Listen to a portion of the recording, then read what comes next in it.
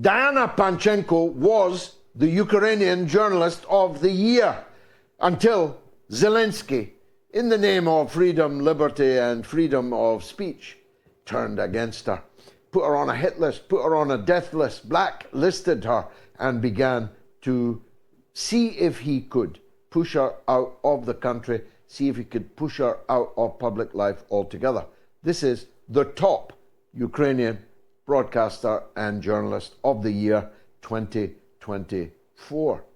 So earlier, I interviewed her, and I started by asking her about the astounding revelations about USAID, which showed that 95% of all journalism and broadcasting in Ukraine was paid for by the United States government of Joe Biden and Kamala Harris. Free press, anyone? Anyway, I asked her, this is what she said. Well, George, I would say everything that is happening right now in front of our eyes reminds me of a novel by George Orwell. And I remember him saying that if you can claim that 2 + 2 = 4, that means you're free. Well, I would say over all those years, Ukraine was never free. We could never claim that 2 + 2 = 4. I'm very grateful to you, George. I'm so grateful for what you do, for not shying away to convey the truth to what is happening everywhere around the world, and specifically among others in Ukraine. The official media is trying to persuade the world that Ukrainians are fighting for freedom, but that is the biggest lie about this war, because there is nothing that would be truth.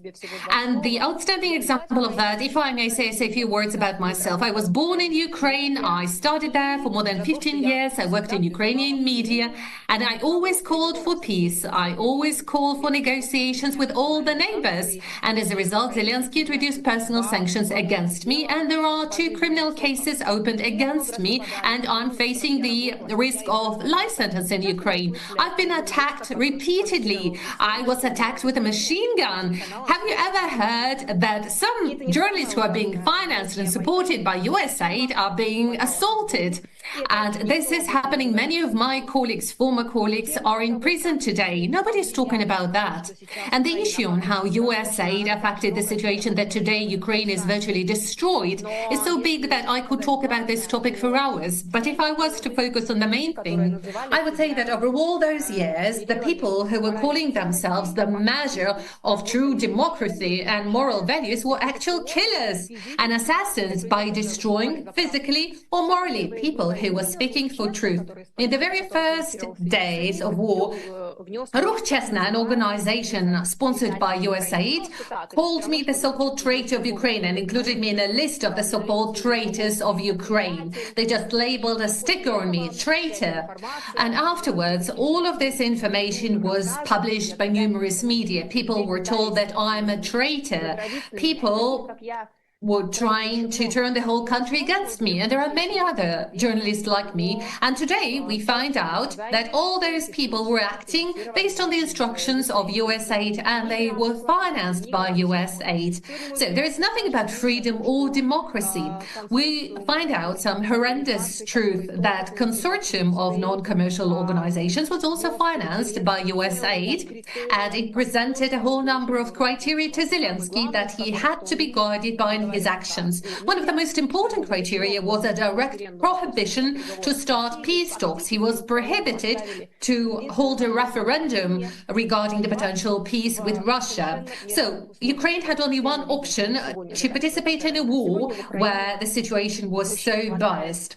And we see what is the outcome right now. Men are being caught on the streets of Ukraine and sent directly to the front line.